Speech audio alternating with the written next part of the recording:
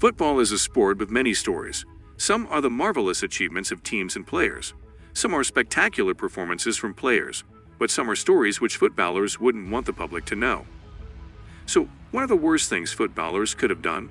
Let's take you on a story time which footballers wouldn't want you to hear. You might have heard stories of footballers hosting great parties. This story is about one of those parties which went wrong. On April 10, 2023, Chelsea's star striker Romelu Lukaku, a Belgian, had a gathering in a house in Los Angeles. Several prominent footballers, including some of his Chelsea colleagues, as well as other famous people, attended the celebration.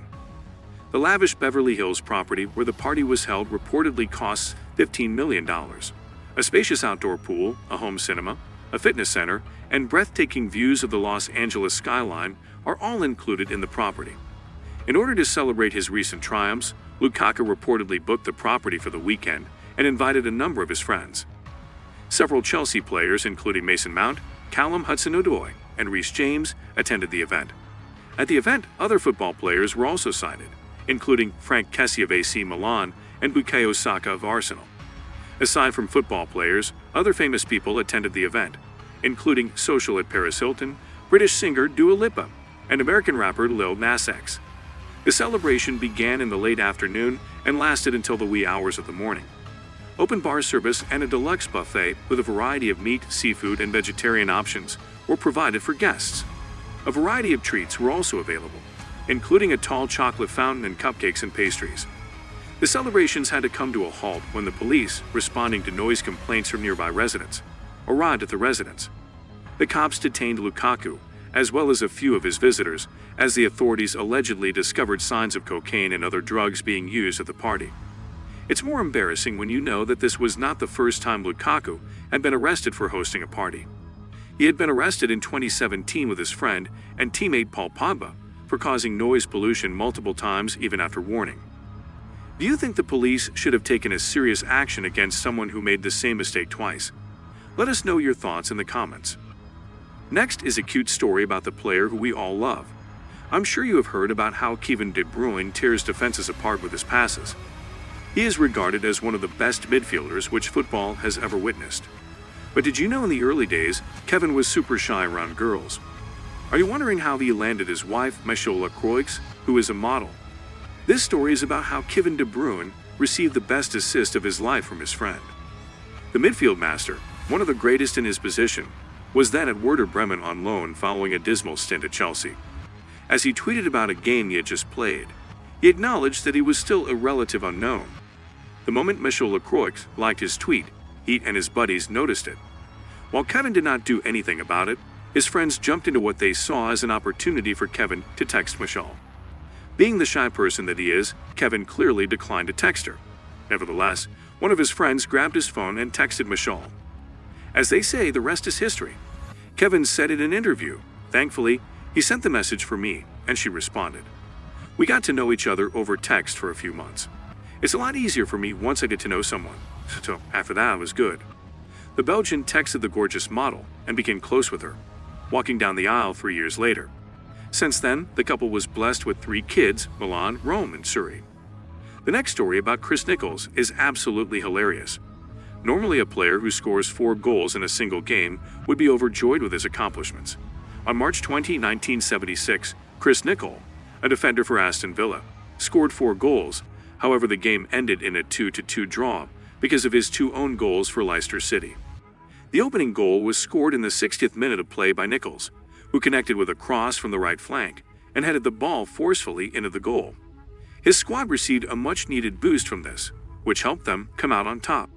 Nichols managed to score another goal just 5 minutes later, but this time at the other end of the pitch for the opposition. A defensive blunder led to the goal, which Nichols capitalized on by slipping the ball past his own custodian. Nichols continued to score for his own team, giving them a 2-1 lead once more, but the drama was far from done. This time he profited on the opposition's defensive blunder by intercepting a ball and easily scoring by rushing through on goal after intercepting the pass. However, his performance took another unexpected turn when he unintentionally headed the ball into his own net to score his second own goal of the match, this time from a corner. The incident created a stir in the football community, with some applauding Nichols for his talent and tenacity and others criticizing his conscience and decision-making. The next incident involves Cristiano Ronaldo, who was scanned for 3 years. Cristiano Ronaldo, then striker for Manchester United, was duped out of approximately £250,000 by a travel agent. The 53-year-old, who goes by the name Maria Silva in Portugal, also defrauded former Manchester United winger Nani and the super agent George Mendes of more than £14,000 each. Ronaldo was targeted for more than 3 years between February 2007 and July 2010, during which time he made a $110 million move to Real Madrid from Manchester United. Her misbehavior culminated in a court in Porto giving her a 4-year suspended prison sentence after she gave away a full confession to her crimes.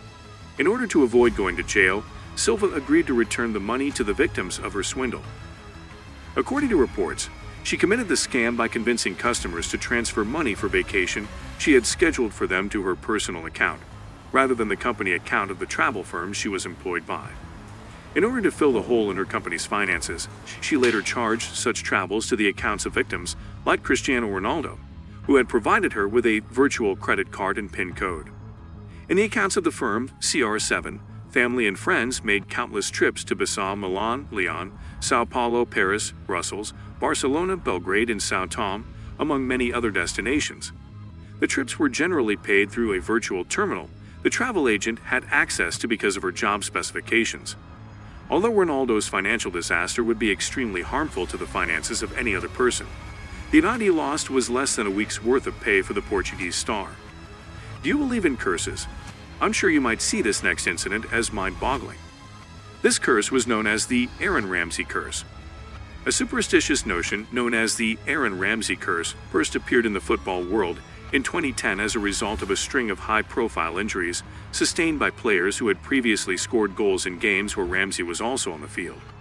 The Welsh footballer Aaron Ramsey, who was then representing Arsenal and had scored a goal in a game against Stoke City, where Ryan Shawcross of the opposing club had been sent off for a tackle that left Ramsey with a broken leg, is the inspiration behind the curse.